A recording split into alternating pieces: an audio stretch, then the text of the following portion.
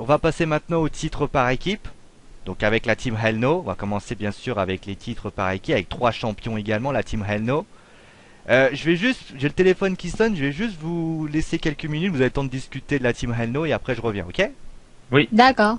Allez-y, parlez entre vous. Bon, concernant la team Elno, moi j'ai pas trouvé que c'était une team. Bon, elle a duré longtemps, mais moi j'ai pas trouvé que c'était forcément une team super intéressante. Il y avait quand même un déséquilibre entre les deux forces. On a essayé de faire passer d'abord Brian pour quelqu'un qui était assez fragile et le maillon faible de la team, alors qu'en fait c'était le maillon fort.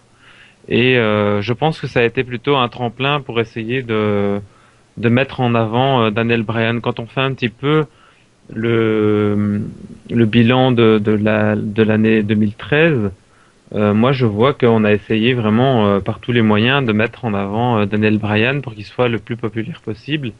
Et d'ailleurs la preuve c'est que maintenant Daniel Bryan est au premier plan et Kane lui, malgré qu'il a enlevé son masque et qu'il est repassé un petit peu dans les bureaux de la WWE, qu'il est plus au catch pour l'instant, il est très à l'arrière-plan. On voit tout le temps les mêmes, quoi.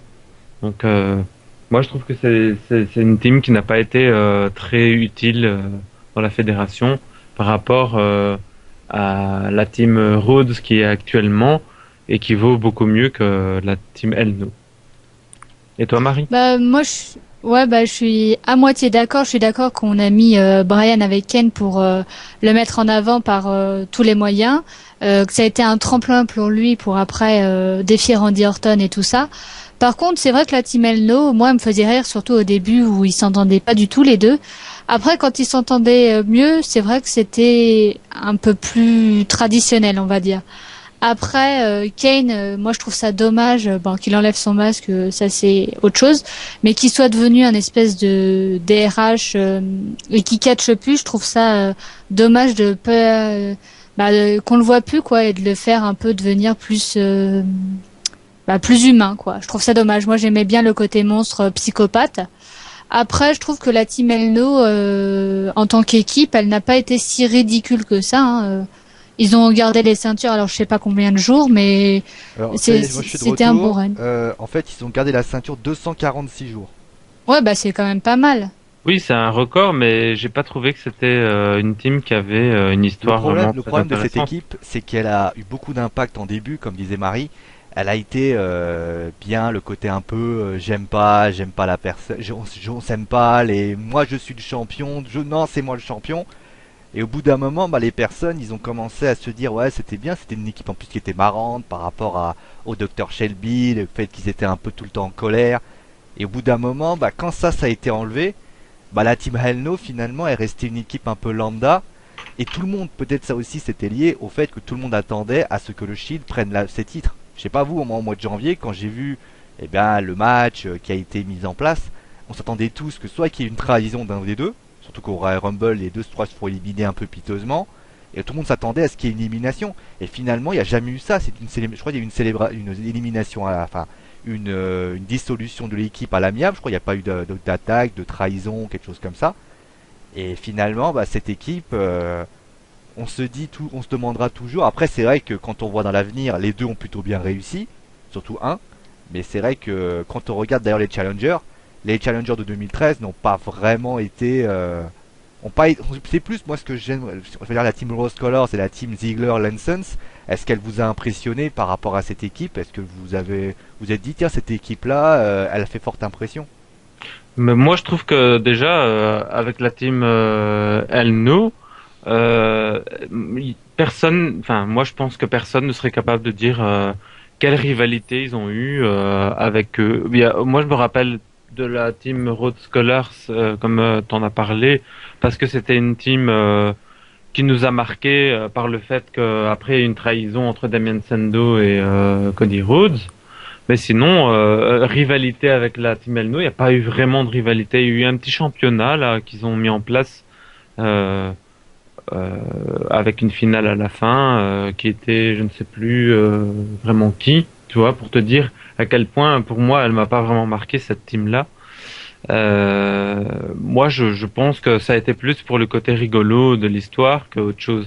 Maintenant, la WWE se rend compte qu'il y a trop de catcheurs et qu'ils peuvent pas tous les mettre en place. Donc, ils font beaucoup plus de teams.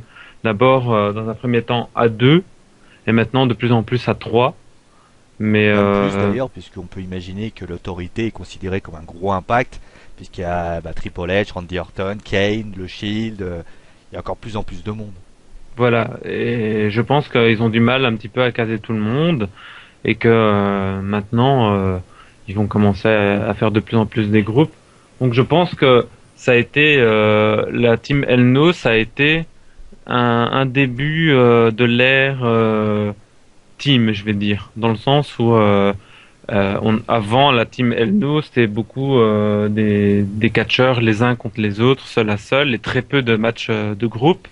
Et maintenant, depuis la team El No, on sent qu'il y a beaucoup plus de rivalité de groupe à groupe, quoi. Avec les Free MB qui sont arrivés, ceux qui disent les millions de dollars, je sais plus comment ça Les prime time. Les prime voilà, time players. Prime Time Player. Puis il y a eu les fans, Ton of Funk qui sont arrivés aussi. Les Usos qui sont arrivés au devant de la scène parce qu'ils étaient là depuis un moment, mais on les voyait toujours dans les superstars ou bien alors dans les dans les shows un petit peu en arrière-plan. Donc je pense que maintenant on est arrivé dans une ère team. D'accord. Et bah la grande question que je vous pose, qui a été champion, qui a remporté les ceintures après la team Hell No? Le Shield. Ben oui, c'est le Shield. Et déjà, tu parlais Hawks de l'ère team. Et ben il y a eu quand même eu des équipes assez improbables. Tu parlais du fait voilà qu'on a un peu coïncidé des équipes, on s'y attendait absolument pas. Celle de gauche est assez unique en son genre, quand on se souviendra de ce qui va se passer dans les mois qui vont suivre. Daniel Bryan et Randy Orton. Je crois que donc Marie, tu me disais que tu t'en souvenais même pas qu'ils avaient été Ouais. ensemble, quoi. Donc, c'était unique. Les Usos et les Prime Time Players. Et la question que je vous pose, ben c'est pareil. Est-ce que la note, déjà on va commencer par la note de la team Hell No. Qu'est-ce que vous avez pensé de leur règne? Moi, j'ai bien aimé. Je leur mettrais, pas trop la fin, mais un petit 7. Hawks. Et moi, pour ma part, je mettrais une moyenne, 5 sur 10. Bon, ok. Parce que ça a été marrant au début, mais après ça a été lassant. Donc le Shield a conservé ses ceintures 148 jours. Donc on se souvient de comment ils l'ont perdu. On va commencer déjà par l'équipe du Shield. Est-ce qu'elle vous a impressionné? Est-ce que cette équipe vous a impressionné? Et surtout, lequel des deux vous a impressionné? Parce que finalement, c'est un peu ça. Roman Reigns qui est beaucoup plus mis en avant par rapport aux deux autres. Et c'est vrai que leur règne était assez impressionnant, mais maintenant ils ont eu un rematch, ils l'ont perdu. Donc c'est vrai que maintenant en tant qu'équipe, est-ce qu'ils vont avoir une chance d'avoir ces ceintures? Je ne pense pas. Je pense que là on met plus Roman Reigns en avant. Et non, c'est vrai qu'en tant qu'équipe, à 2 ou à 3, ils sont assez impressionnants. Et ça permet aussi de parler bien sûr du Shield, bien sûr de Roman Reigns. Roman Reigns, qu'on se rappelle au Survivor Series, a été impressionnant. Il a éliminé 4 superstars. Est-ce que l'année 2014 peut être l'année de Roman Reigns? Après ça dépend s'il reste avec le Shield ou pas, parce que s'il reste avec le Shield, enfin avec les deux autres du Shield, ça dépend, parce que à part avoir les ceintures par équipe, je pense que s'il a une autre ceinture, je pense pas que ça va aller entre les deux autres. À part peut-être une petite ceinture intercontinentale, mais sinon, à moins qu'il trahisse et qu'il va tout seul dans son coin et qu'il vise plus haut. Moi, je pense pas que ça va être l'année Roman Reigns. Ça va être l'année de la trahison du Shield qui vont se séparer, d'après moi, et il va y avoir des rivalités entre les trois, peut-être des combats entre les trois qu'on pourrait voir. Mais moi, je suis quelqu'un de très très critique au niveau des teams parce que à part les Usos, et peut-être euh, les prime time players, je trouve pas qu'il y ait vraiment de team très intéressante pour l'instant. Le Shield m'ennuie un peu. Personnellement, je vois pas l'intérêt d'avoir fait venir le Shield à 3 personnes pour les avoir divisés en une team de 2 et un champion des États-Unis. Le rôle au début était quand même assez précis et assez intéressant dans le sens où il protégeait le règne de CM Punk, c'était des mercenaires clairement qui étaient engagés par Paul Heyman. Et puis tout d'un coup, on les a fait devenir champions par équipe et champions des États-Unis. À partir de ce moment-là, bon, c'était terminé les mercenaires. Et maintenant, ils reviennent un petit peu comme des gardes du corps de Triple H et de la demoiselle McMahon. Euh, Moi, je suis très critique sur les teams. Je crois pas vraiment aux teams pour l'instant. La team Rhodes Scholars commence à faire parler de elle et en bien. Ça commence à être intéressant. Les Usos aussi, mais après c'est tout quoi.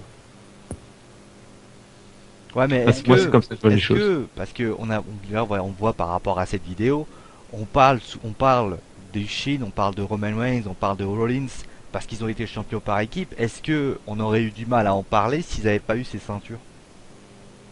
Ah non, Non. Parce qu'on aurait peut-être pu dire simplement, voilà, c'est une équipe qui est passée d'un rôle, comme tu dis, de mercenaire protégeant Paul Heyman et le règne de CM Punk, à un rôle de protecteur de l'autorité. Finalement, on aurait dit, ouais, ok, ils ont été que des gardes du corps, et basta, quoi. Ils ont pas été, et peut-être que Roman Reigns à ce moment-là n'aurait pas du tout été, et peut-être Rollins aussi, n'aurait pas été aussi impressionnant. Ce qui fait aussi la force d'une équipe, c'est aussi parce que c'était leur force à la base, c'est une équipe, et peut-être que à ce moment-là, la fédération s'est dit, eh ben, il faut leur mettre des ceintures pour qu'ils prouvent justement que c'est l'équipe de 2013. Tout à fait. Mais dans le sens où il s'appelle Shield, je rappelle pour ceux qui ne parlent pas anglais, que ça veut dire bouclier. Le fait d'être des protecteurs, pour moi, ça me choque pas. C'est pas le souci.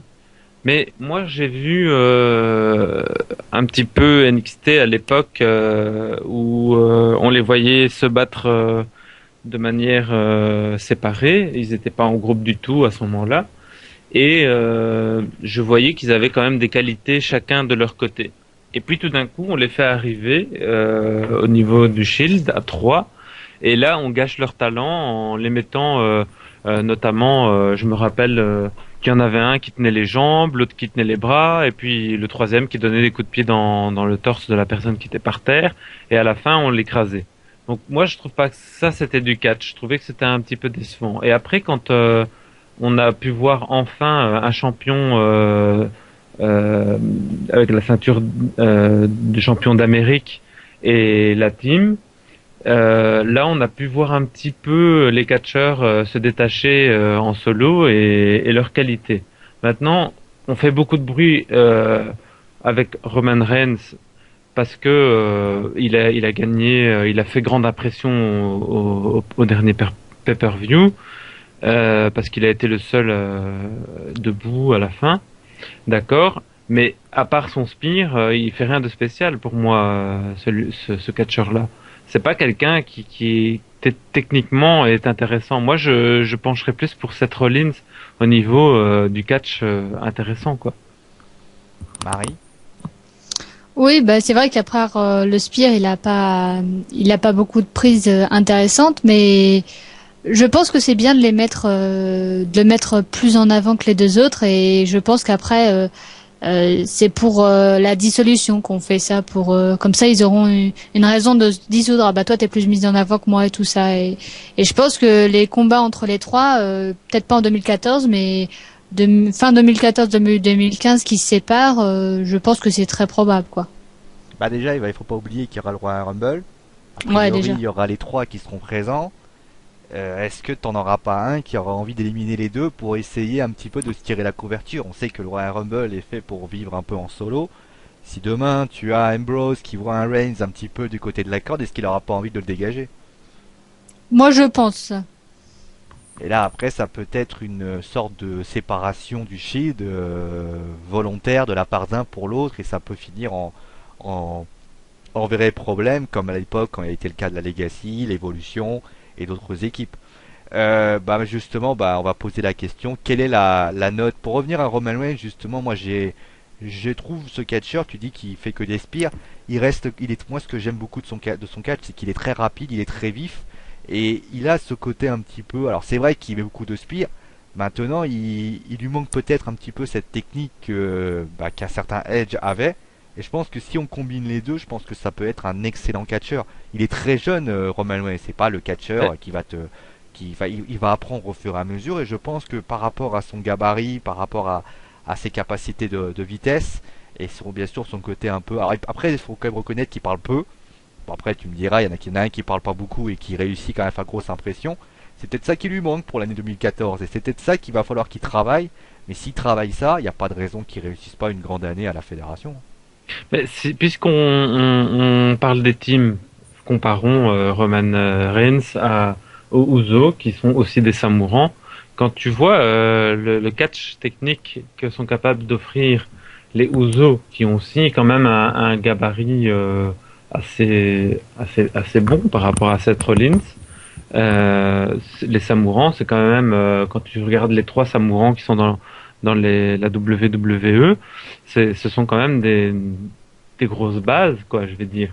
Et eux, ils sont capables d'offrir un catch intéressant dans lequel ils sont très vifs et à la fois puissants, tandis que Roman Reigns, lui, c'est vraiment la puissance à l'état brut, un peu lourdeau comme ça, alors que moi, je le vois pas vraiment faire des gestes techniques ou des choses un petit peu spéciales.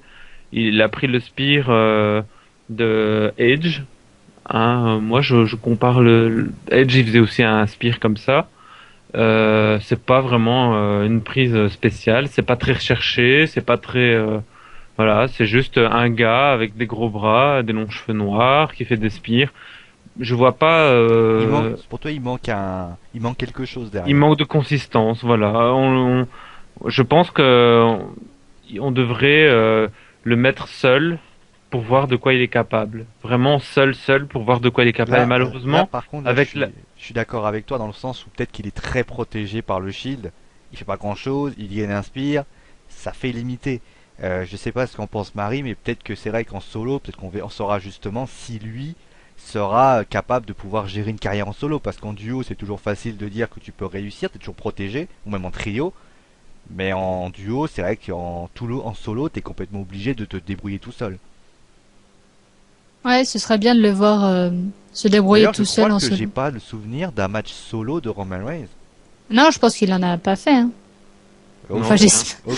j'espère. Sinon, c'est que ça nous a pas marqué. à la fin du pay-per-view où il s'est retrouvé tout seul. Oui, non, mais je Oui. parle vraiment d'un match solo où il Mais a affronté. solo vraiment pour se défendre lui-même et devoir se dépasser et non, je l'ai jamais vu seul, vraiment se battre tout seul, j'ai jamais vu.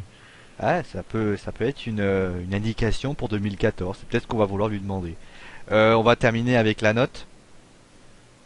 Alors le Shield, je mettrais donc la team hein, seulement, Ouais, tu ne la parles team pas des Rollins trois. Hein. et Reigns.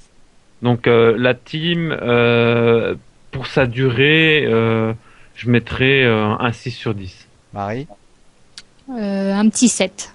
très bien. Vous êtes très strictement d'accord, c'est très bien, ça fait 6,5.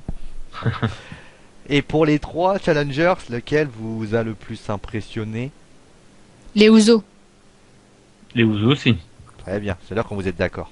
C'est vraiment les Usos donnent vraiment un spectacle très intéressant et j'espère sincèrement qu'ils seront champions par équipe parce que eux, pour le coup, c'est vraiment une équipe. En général, on réunit des catcheurs solo et on les met ensemble pour faire une team. Mais eux, ils ont commencé, c'est vraiment des frères, c'est vraiment une team. Ils sont habillés pareil. C'est c'est- c'est eux qui méritent d'avoir la ceinture. Ça fait longtemps en plus qu'ils la convoitent. Ils avaient déjà essayé de l'avoir contre la team Elno et ils méritent sincèrement d'avoir cette ceinture. Et donc, bien sûr, en parlant de frères, eh bien, il y a une dernière équipe qui a réussi à remporter ces ceintures. Ils ont été renvoyés, on les a fait revenir. Cette équipe, c'est les Rhodes.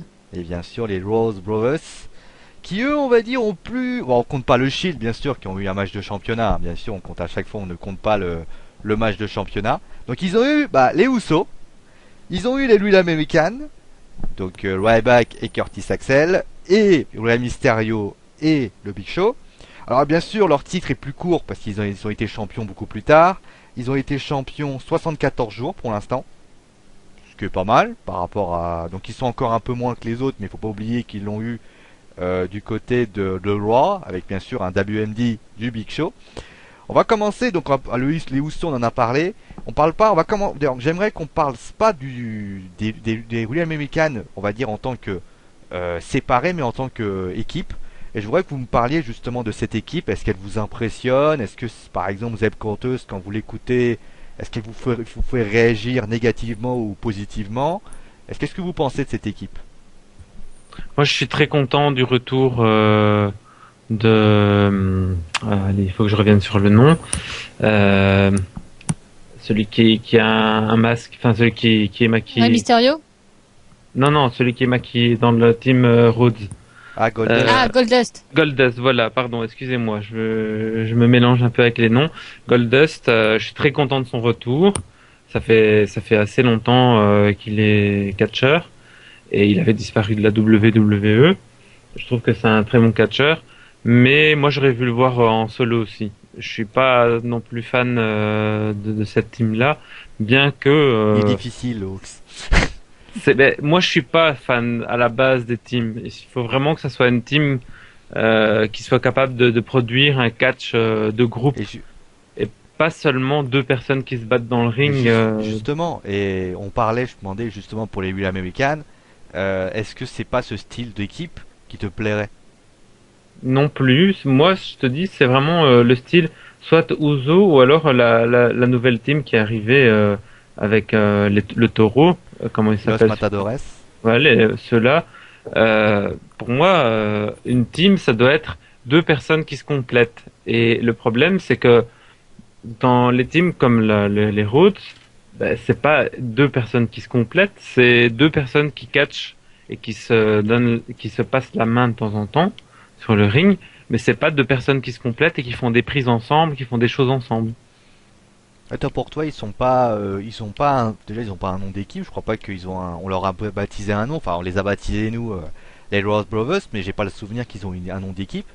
Voilà. Marie, je sais pas si t'as entendu un nom d'équipe pour les deux. Non, je pense pas. Donc déjà, je pense que c'est les Rhodes, leur nom de famille. Hein, donc voilà. Simplement. Et donc c'est vrai que, mais d'un côté, si on les mettait pas ensemble, qu'est-ce qu'on ferait? Alors après, c'est toujours le grand souci. Est-ce que aujourd'hui, les Rhodes, c'est-à-dire Goldust, en plus ça s'y prêtait bien, le fait qu'ils avaient failli être renvoyés, qu'ils étaient renvoyés, qu'ils ont récupéré leur travail, est-ce que Goldust tout seul serait capable de faire quelque chose? Parce que Goldust, il est plus de la première jeunesse, hein.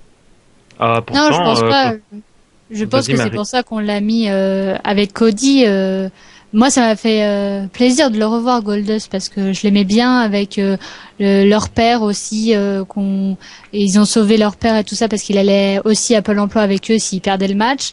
Je trouvais ça très émouvant. Je pense qu'on l'a mis avec son frère parce que il est un peu plus vieux, même beaucoup plus vieux. Je pense que c'est sa fin de carrière et que on le met avec son frère, on lui met les titres, comme ça il est content et je pense que ça va durer. Involontairement, je parle. Non, je pense pas. Je pense que Cody est content de que son frère soit content parce qu'ils s'entendent beaucoup mieux. Donc je pense que ça fait plaisir à Cody que son frère ait une ceinture juste avant qu'il parte, quoi. Et je pense non plus que ça va pas durer jusqu'à la fin des temps. Hein. Ah mais tu vois. Moi je suis pas d'accord avec toi, Marie, dans le sens où Goldust. Quand tu regardes, quand ils ont fait la team avec Rey Mysterio, moi j'ai vu des prises que Goldust a fait, il a fait preuve de souplesse oui. Et il a fait des gestes techniques que, à mon avis, Triple H serait plus capable de faire et non plus comment c'est, d'autres superstars. Undertaker. Ouais. Undertaker serait pas capable de faire non plus. Pourtant, il catch quasiment aussi longtemps que Triple H et compagnie. Moi, je pense que Goldust, il a encore de l'avenir dans la WWE et que tu le sous-estimes. Je pense qu'il est encore là pour un moment. De toute façon, Goldust a toujours été considéré comme un élément sous-estimé de la fédération. Moi, je me souviens des années 90, c'était quelqu'un qui passait dans le coin, moi, je me souviens pas d'un Goldust dominateur à la fédération. J'ai pas le souvenir de ce genre de personnage, et c'est vrai que c'est quand même finalement, c'est ça que peut-être. C'est vrai qu'il a été champion par équipe, il l'a été également avec Booker T. C'était une association, ça aussi. Mais c'est vrai que du côté de Goldust, je sais pas, ça a toujours été comme ça sa carrière. Donc finalement, quand À ses Marie me débuts, dit, Goldust a été quand même assez bien connu et assez mis en devant de la scène. ouais, Je ne sais pas si tu t'en rappelles. ouais, il a été également. Par contre, en fait, il a été mis devant de la scène, mais ça n'a pas été le grand catcheur dans ces années 90, 2000. La seule chose que je me souviens de Goldust, c'est qu'il a été champion intercontinental, champion par équipe. Il s'est plutôt bien débrouillé. Il a également embrassé, je sais plus qui. Mais c'est vrai que Goldust, moi, je me suis toujours dit, ce personnage aurait pu être beaucoup mieux, si tu veux. C'est vrai qu'ils ont gâché un peu le potentiel de ce Voilà, catch. parce qu'en plus c'est un fils de catcheur, puisqu'il est quand même le fils de Dusty Rhodes. Et quand je vois Cody, j'ai l'impression qu'il est allé beaucoup plus vite quand on regarde Cody Rhodes. Après, bon, il a un peu patiné à un moment donné. Mais je trouve qu'on a plus mis en avant Cody que Goldust. Et je trouve ça un peu dommage dans le sens où Goldust avait plus un personnage qui était peut-être plus sous-exploité. Je suis d'accord avec toi. Et, Ouais, moi aussi. et pour revenir à ce que tu disais, Marie, quand tu disais ouais non, Cody il est content. Cody il a besoin d'une carrière solo. Comme l'a dit Hawks, à un moment donné, ce gamin, il va falloir qu'il commence à travailler en solo parce que Oui, mais là, il est champion, c'est quand même pas c'est mal, vrai tu vois. qu'après, bon, il est champion, mais on le veut. Moi, je veux que Cody, à un moment donné, il allait carrément toucher le titre majeur. Aujourd'hui, le titre par équipe, c'est comme s'il avait un petit peu retourné, il a un petit peu fait 2 pas en arrière, quoi. C'est un peu la déception que j'ai. Attendez un instant, je reviens. Vas-y, reviens. Non, voilà, je sais pas si tu es d'accord. Bah non, moi je pense que pour l'instant, je pense que ça lui convient et euh, oui, c'est vrai il pourrait viser plus haut, mais bon, champion par équipe, c'est déjà pas mal. Ils ont réussi à conserver les ceintures et tout ça. Je trouve ça pas mal quand même. D'accord. Et on va terminer avec les 2 dernières équipes que j'ai pas citées. Donc on a les Usos, on en a parlé. Je pense qu'il n'y a pas grand chose à dire dessus. Et les Real American, t'en as parlé, Marie? Non. Bah vas-y. Bah les C'est réels pas- américaines en tant que catcheur, je parle que catcheur, moi je les trouve pas si mal que ça. Alors le seul petit problème qui est un gros pour moi, c'est Zeb Coulter et son We the People, Mais nous le peuple. tu me racontais que le We the People, c'est un truc très américain et Ouais, finalement, voilà. Les Américains, eux, ça les choque, enfin si, ça les choque moins, parce que tout simplement comme nous et liberté, fraternité et tout ça, eux c'est la même chose. C'est les premiers mots dans leur constitution américaine. Donc ça choque moins. Nous, ça nous choque plus, mais eux, là-bas, tu es plus libre de ta pensée. Donc en tant que pensée, non. En tant que catcheur. Antonio Cesaro, je pense qu'il a bien fait d'être avec Jack Swagger parce que ça le met plus en avant. Donc ils ont été challengers, malheureusement ils n'ont pas réussi à avoir les ceintures. Donc pour moi ça aurait pas été heureusement, mais parce que en tant que idée politique, non.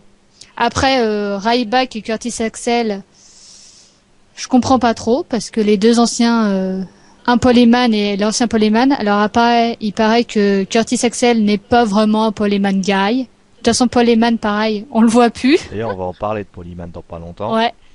Et Big Show et Rey Mysterio, je pense que c'était juste comme ça pour s'amuser. Je pense pas que c'est une vraie équipe. Je pense que Rey Mysterio est mis dans cette situation-là parce que Ray c'est malheureux, mais il a plus de sa première jeunesse. Je crois qu'il a des problèmes de genoux.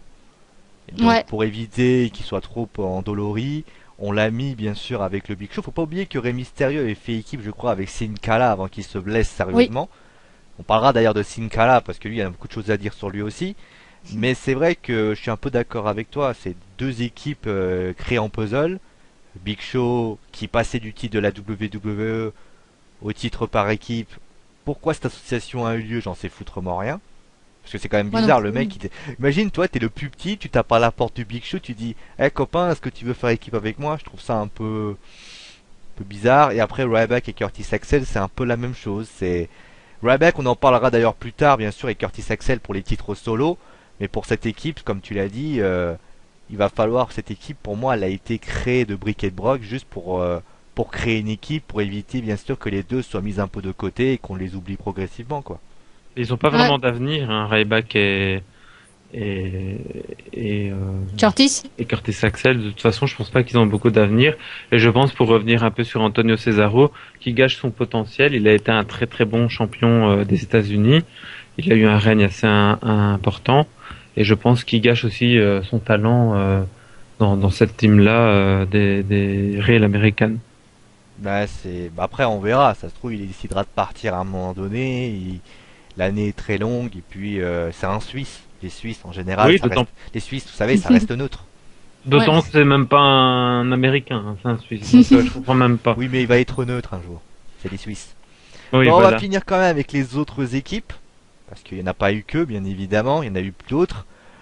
On va commencer avec une équipe qui s'est créée, on va commencer avec celle qui est en haut à gauche. C'est bien évidemment R-Truth et Xavier Wood. Pourquoi cette équipe? Parce qu'on voit que par exemple Mark Henry et Biggie Langston, ils ont mis un système de mentor. Est-ce que pour vous, ça vous dérange d'avoir un mec de NXT qui arrive et qui est, on va dire, une espèce de mentor avec lui?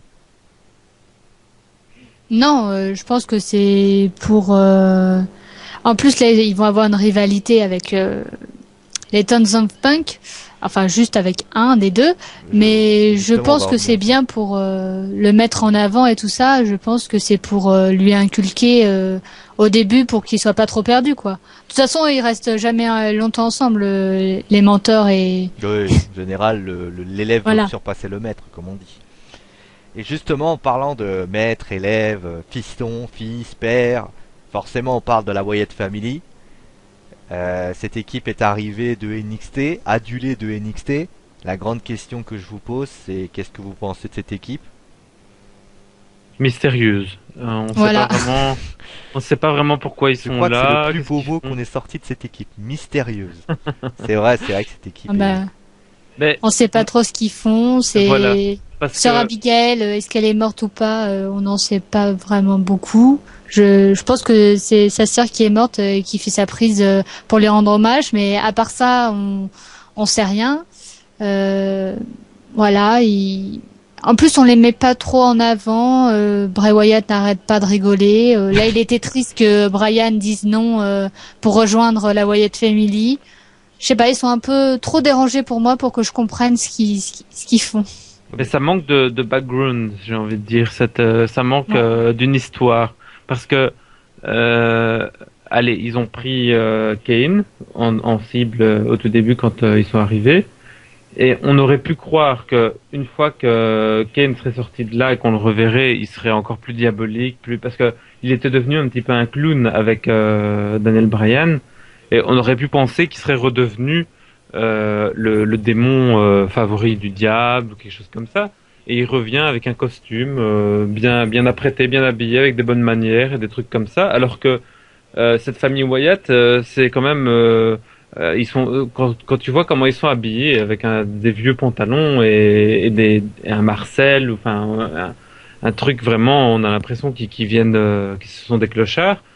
Ken il revient avec un beau costume à 1000 dollars, super beau, etc. Tu as eu, il y a eu d'autres cibles qui sont revenus et qui n'ont absolument pas changé leur comportement. Et maintenant, ils sont sur Daniel Bryan, on ne sait pas pourquoi, et parce que peut-être il a une barbe aussi, je sais pas, mais on C'est sait pas vrai en vraiment plus. ce qu'ils veulent faire. Ouais, c'est le souci de cette équipe, c'est que finalement, ça manque en fait comme tu dit, de background. C'est-à-dire que on sait pas comment d'où vient cette équipe. Tu parlais de la sœur Abigail, Marie, on sait pas qui c'est. Alors il a raconté une histoire, je crois, je sais même pas ce que c'était. c'est compliqué cette équipe et notamment, bah, est-ce que cette équipe est viable pour 2014? Est-ce qu'au bout d'un moment, les gens vont pas se lasser? Si on réussit enfin à expliquer leur histoire et pourquoi ils sont là, si Kane arrive, par exemple, si Kane a été conditionné à certaines choses et que il met le souk dans l'autorité de la WWE et que c'est à cause des Wyatt qui fait ça, ça pourrait être intéressant. Si c'est une bombe à retardement, ça peut être intéressant. Mais s'il n'y a pas plus que ça, les gens risquent de se lasser. Et je pense même les voir se séparer au fur et à mesure, si jamais il n'y a pas d'histoire qui se qui se profile à l'horizon, quoi. Marie? Ouais, bah, je suis tout à fait d'accord. On aurait pu penser qu'après le match contre Bryan qu'ils ont gagné, qu'on aurait emporté Bryan comme on a emporté Kane pour le transformer. Bah, même pas. Ils sont restés sur le ring à genoux en train de prier ou je sais pas trop quoi, en train de pleurer. Bah, je sais pas. Il faudrait qu'il se passe quelque chose et Non, malheureusement, mais je pense il se que passe rien. ce qui se passe avec la Wyatt Family, c'est qu'il y a un changement entre le personnage et ce qu'ils peuvent faire. Moi, j'aurais aimé que la Wyatt Family, quand je les ai vus, c'était plus, on aurait dit des catcheurs déjà qui n'avaient peur de rien. On a vu quand il y avait les flammes de Kane, ils sont été peu inquiets. Ouais, Wyatt était mort de rire d'ailleurs. De toute façon, il est toujours mort de Oui. rire. Mais surtout, on s'attendait à ce qu'ils jouent avec l'esprit de leurs adversaires. Chose que j'ai pas vu. Alors que, bon, je sais que Daniel Bryan, c'est vrai qu'il y a pas mal de choses. Ils auraient pu faire avec Brihuela. Je sais que ça aurait été. Je sais que. Mais par exemple, pas forcément la frapper, mais jouer avec juste avec son esprit pour la rendre un peu nerveuse. Un peu comme avait fait Kane avec Zack Ryder et Yves Torres. Ça aurait pu Ouais. être une espèce de parallèle. Et là, Daniel Bryan aurait été cruellement menacé parce que même si Daniel Bryan a été, on va dire, un peu attaqué, il est resté lui-même, il n'y a pas eu de véritable changement. Alors que Kane, on parlait de Kane, quand il a attaqué pour la première fois John Cena, eh bien Kane a rendu fou John Cena. Je crois qu'il a été, on l'a même à un moment donné, on l'a même cru qu'il allait littéralement péter un câble. Finalement, il a jamais pété ce câble, mais on n'était pas très loin. Il a été beaucoup plus agressif. Daniel Bryan, j'ai pas le souvenir de l'avoir vu agressif avec la Wyatt Family. Le Non. seul qui a un peu changé par rapport à cette fait kidnappé par la Wyatt Family, c'est le Miz qui est revenu et avant il était un peu gentil et maintenant il trahit tout le monde autour de lui. Il a cette rivalité avec Kofi Kingston. C'est le seul qui a un petit peu changé et Kane qui a changé, mais lui on a l'impression qu'il a changé en bien plutôt que Normal. en mal.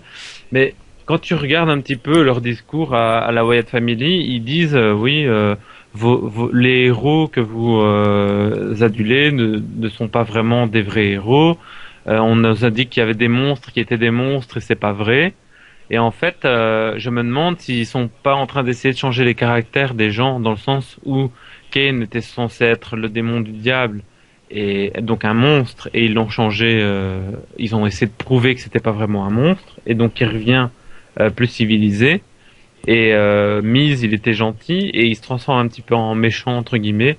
Je me demande si c'est pas un peu une manière pour la WWE de faire changer les caractères des superstars qui ont toujours été gentils en méchants et les méchants en gentils ou quelque chose comme ça.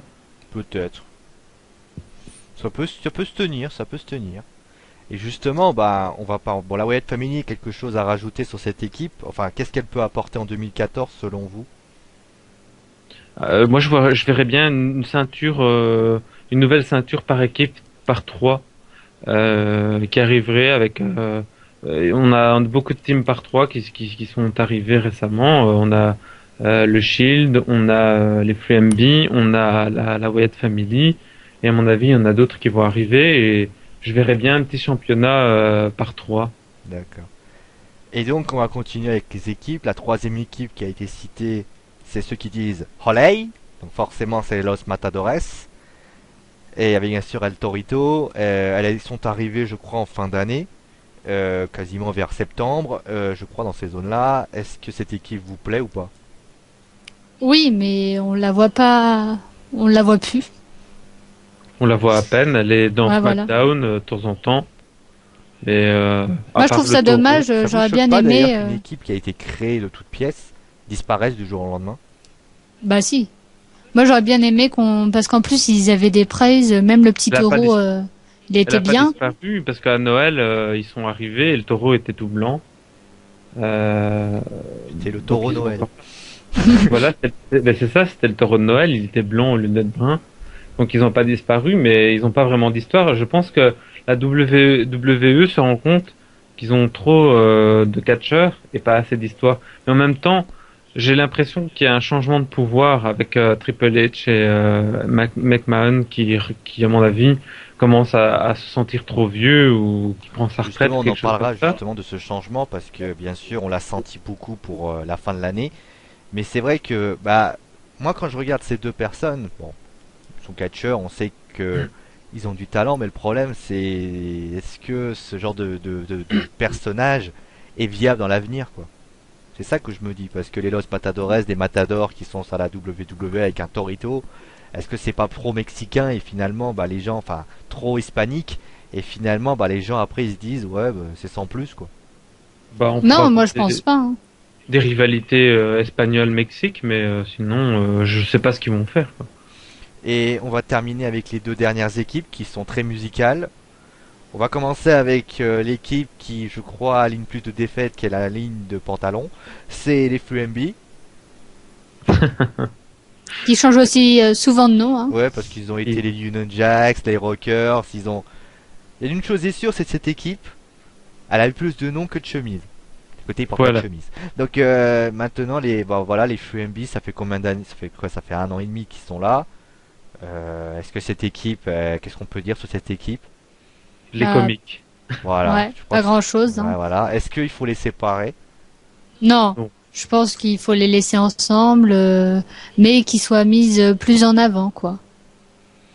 Et on ter... Parce ils sont quand même pas mal ensemble. On se marre bien quand ils Ouais, arrivent. mais le but c'est de pas qu'ils se marrent parce que s'ils passent pour des Oui, mais c'est le guignols, quart d'heure détente, quoi. Et si vous regardez bien, ils sont toujours là pour, en général, pour accueillir des anciennes stars. Ils se font Oui, casser la figure par les anciennes stars qui reviennent et c'est vraiment pour mettre. En fait, la WWE a mis cette team-là en route pour faire rire et donc en quelque sorte ils mettent en évidence leur incompétence et leur nullité c'est vrai en plus. pour faire rire les gens. Et d'ailleurs, quand ils ont dû se battre contre le Shield, ils ont été vraiment ridicules. Pourtant, c'était une team. Ils ont d'abord essayé de les imiter. Et quand les vrais Shields sont arrivés et qu'ils les ont détruits, bah c'était vraiment on voyait vraiment bien que malgré que c'était une team de 3 personnes, qui faisait pas le poids contre de vraies teams de 3 personnes quoi. Ok. Quelque chose à rajouter sur cette équipe? À part que vous kiffez le rock. Ben, un sur 10 pour les points. Voilà, ça c'est. Au moins ça le on mérite a d'être clair. un petit Et 4, ouais, bon, t'es pour sympa, pas être trop Marie. méchant. Et on termine avec les Ton of Funk. Oui, A priori il c'est y a de la fini. dissolution, là, A à mon priori avis, dans c'est l'air. fini puisque je crois que Ouais. Brodus Clay a poussé Tensai et Tensai a poussé Brodus Clay. Donc Ah. est-ce que bah on va plutôt voir par rapport à 2014 par rapport à deux personnes. Est-ce que vous pensez que bah on va parler de Brodus Clay. Est-ce que son envie de quitter le groupe peut avoir une belle situation? Oui. Bah, déjà, il aura une rivalité contre Tensai. Ça, c'est déjà presque acquis. Après, qu'est-ce qu'il va faire? Bah, pourquoi pas viser un titre, le titre des États-Unis, le titre intercontinental. Pourquoi pas plus haut? Après, je pense pas tout de suite, hein. Et Déjà, rivalité avec Tensai pour commencer. pour terminer avec Tensai, s'il y a dissolution, parce qu'a priori il y aura plus les Ton of Funk, est-ce que lui va pas, on va dire, subir les contre-coups de cette dissolution? Bah, je pense que l'un des deux, malheureusement, on va plus beaucoup le voir. Parce que Bah, peut-être qu'il va revenir Lord Tensai avec. parce qu'on se souvient, voilà ce que j'allais dire, on se souvient du personnage Tensai quand il est arrivé avec son serviteur, je crois que c'était ça, son Ouais. serviteur, Sakamoto ou truc comme ça. C'est vrai que malheureusement, je suis déçu par Tensai, qui faut pas oublier a été une grande star au Japon. Il a également été à la fédération, à la WWE à une époque, et finalement il est revenu. est-ce que la dissolution des Ton of Funk, c'est les Ton of Funk qui l'ont sauvé un petit peu parce que à un moment donné, il était pas très content de sa situation. Finalement, il a réussi à avoir quelque chose. Est-ce que finalement, après quoique il commente à NXT, hein, des fois il est à NXT, il commente. Mais est-ce que ça va pas être la fin, on va dire, de Tensai en tant que catcheur de la fédération? Moi, je pense pas que ça va être la fin de Tensai. Ce qu'il y a, pour moi, c'est que quand il est revenu à l'époque où il était avec son compagnon et il était un peu en mode japonais ou chinois, je ne sais pas exactement. Euh, Au début, il est arrivé, il a massacré tout le monde. Et après, je sais pas pourquoi, la WWE a décidé qu'il se ferait massacrer par tout le monde. Un peu comme, Prêtez pour un peu arrondir. comme pour l'instant, il y a des catcheurs qui ont un super potentiel, qui sont massacrés sans arrêt. Et, ici, notamment, comment ça s'appelle? J'ai toujours un problème avec les prénoms. Je m'en excuse auprès de ceux qui nous écoutent. Euh, Allez, celui qui faisait Feed Me More. Euh, Feed Me More, ouais, c'est ça. Ah, Ryback. Ryback. On parlera d'ailleurs Ry- justement après. Ryback qui se fait souvent massacrer ces derniers temps alors qu'il a été quand même un catcheur qui était adoré par la foule pendant tout un temps. Tout le monde criait son slogan et tout le monde l'appelait au secours dès qu'il y avait un problème. Et Ouais, c'est vrai. maintenant, on le fait tout le temps se massacrer. Et Tensai, pareil. On a décidé de le faire tout le temps massacrer, devenir nul. Et effectivement, c'est Ton of Funk qui a réussi à le sauver, mais c'est une team qui a été complètement inutile. On les a jamais vus. Ils ont même pas eu d'histoire dans la fédération. C'est une histoire Funkest. Ouais, mais ils n'ont pas eu de rivalité. Ils Ah, ont c'est vrai, non, pas... non, c'est vrai que c'était pauvre. Si, ils ont été à Bercy, ils ont fait une danse et le gagnant, je crois, gagnait un titre de la fédération. C'est tout ce que j'ai me Voilà, souviens. mais c'est tout, À quoi. Bercy. Et après, ils ont rien fait d'autre, hein, je précise. C'est un peu comme Fandango qui est aussi gâché. Il y a plein de stars comme ça qui sont gâchées et Justement, ouais, on va en parler de Fandango. D'ailleurs, très très belle imitation de Fandango à TLC, Marie. Ah, t'as vu ça? Ah, bah, c'est juste pour ça que j'ai regardé. Bon, allez, on va passer à un autre titre. Donc, autre chose à dire sur les équipes. Est-ce que vous aimeriez d'autres associations? Est-ce que vous... Oui, Punk Brian. Ah oui, les Groot. Et sinon d'autres? moi Rey Mysterio et Sin Cara.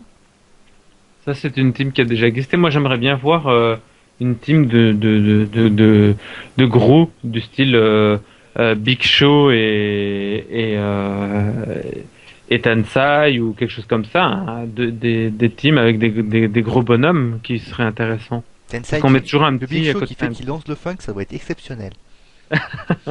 Bon, non, mais voilà. Puis après, il faut pas oublier aussi qu'il y a d'ailleurs au niveau des équipes à NXT, il y a une équipe qui est championne par équipe désormais, c'est les Ascension, avec Conor O'Brien et Rick Victor qui ont une gimmick assez très très sombre et qui peut falloir quelque chose. Il y a aussi Unico et Camacho qu'il faut pas oublier, hein, on les a pas mis, mais eux commencent à se faire un petit nom. On parlera d'ailleurs de Unico pour une autre raison. Mais il y a une petite équipe et justement la division tag team, comme tu l'as dit, commence un petit peu à se faire une petite place et ça peut être très intéressant. Allez, maintenant on va passer bien à... Est-ce que vous avez autre chose à rajouter? Non. Sur ce, non. Bah, Bah, à part que, voilà, comme je l'ai dit, ça va être une nouvelle ère team où on va avoir beaucoup de teams arriver. C'est tout ce que je pense.